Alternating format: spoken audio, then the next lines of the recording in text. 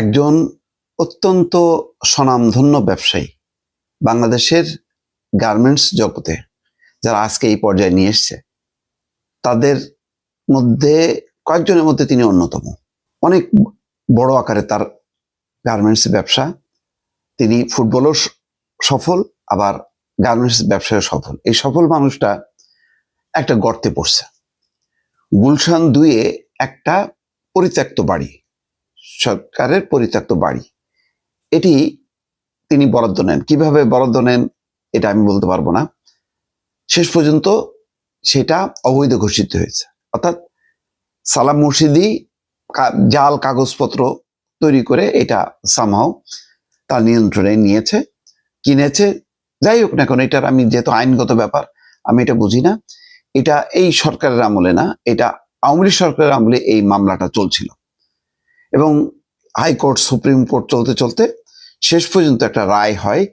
সেই রায়ের 52 পৃষ্ঠার একটা রায় দিয়েছে। সুপ্রিম কোর্টের ওয়েবসাইটে এটা প্রকাশ করা হয়েছে। তাতে ওই বাড়িটা, সালাম মুর্শিদির দখলে থাকা ওই বাড়িটা পরিত্যক্ত ঘোষণা করা হয়েছে এবং সেটা সরকারের অনুকূলে বরাদ্দের জন্য নির্দেশ দেওয়া হয়েছে। তার মানে ওই বাড়ির মালিক আর সালাম মুর্শিদি না, এটা মোটামুটি আদালতের রায়ের মাধ্যমে প্রমাণ হয়েছে। সালাম মুর্শিদি দেখেন দুর্ভাগ্য, আমি বারবার বলি যে যারা ব্যবসায়ী, ভালো ব্যবসায়ী, ভালো ভালো খেলোয়াড়, যার নিজের পেশায় সফল, তাদের রাজনীতি করা উচিত না। তাদের এমন একটা পজিশনে থাকা উচিত, সব দলের কাছে তাদের একটা গ্রহণযোগ্যতা থাকা দরকার। এখন তিনি হত্যা মামলার আসামি। তিনি হত্যা মামলার মানে কোনো হত্যাকাণ্ডের সঙ্গে যুক্ত থাকবে এটা আমি বিশ্বাস করি না। অত্যন্ত বড় মনের মানুষ এবং ওই অর্থে তিনি কিন্তু আসলে আওয়ামী লীগ না।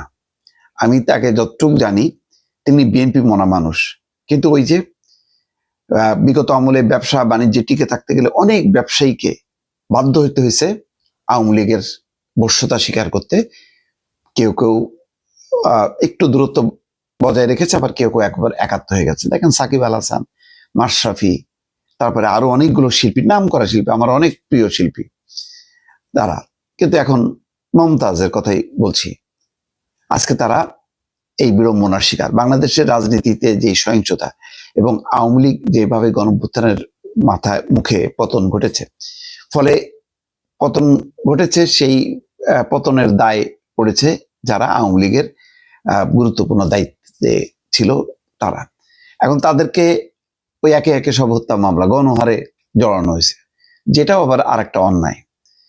এখন ওনার বাড়িও গেল উল্টা হত্যা মামলায়। আমি বলবো যে এটা মিথ্যা হত্যা মামলা। হত্যা মামলায় উনি এখন কারারুদ্ধ, অথচ একটা বড় গার্মেন্টস ব্যবসায়ী। আচ্ছা বলেন, এইরকম বড় মাপের গার্মেন্টস ব্যবসায়ী যদি মাসের পর মাস কারাগারে আটক থাকে, তাহলে এই ব্যবসা বাণিজ্যের ক্ষতি হলে কি এটা কি শুধুমাত্র সালাম মুর্শিদের ক্ষতি? এটা কি দেশের ক্ষতি না? আজকে ওনার বিরুদ্ধে যদি কোনো মামলা থাকে, মামলা চলুক, উনি জামিন পাবেন না কেন? উনি স্বাধীনভাবে তার ব্যবসা বাণিজ্যগুলো পরিচালনা করতে পারবেন না কেন?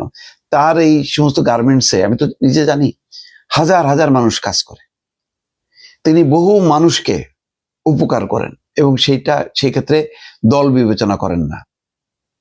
এই মানুষকে আজকে বাড়ির বিষয়টা আমি বললাম যে আমি এটা বলবো না যে এটা মানে আদালত অন্যায় করেছে, আদালত করেছে কিন্তু এইরকম 10টা বাড়ি কেনার ক্ষমতা সালাম মুর্শিদের আছে।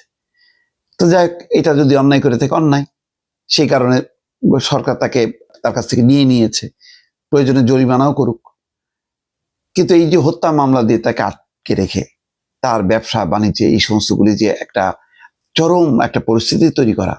দেখেন কয়েকদিন আগে মির্জা ফখরুল ইসলাম আলমগীর কি বলছে, যে প্রতিষ্ঠানগুলো চলতে দেন, যদি কেউ অপরাধ করে অপরাধীর বিচার করেন, কিন্তু প্রতিষ্ঠানগুলো যাতে বন্ধ না হয়, প্রতিষ্ঠানগুলি টিকে রাখতে হবে।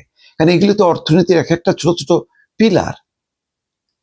আজকে সালাম মুর্শিদি মাসের পর মাসে জামিন পাচ্ছে না কেন?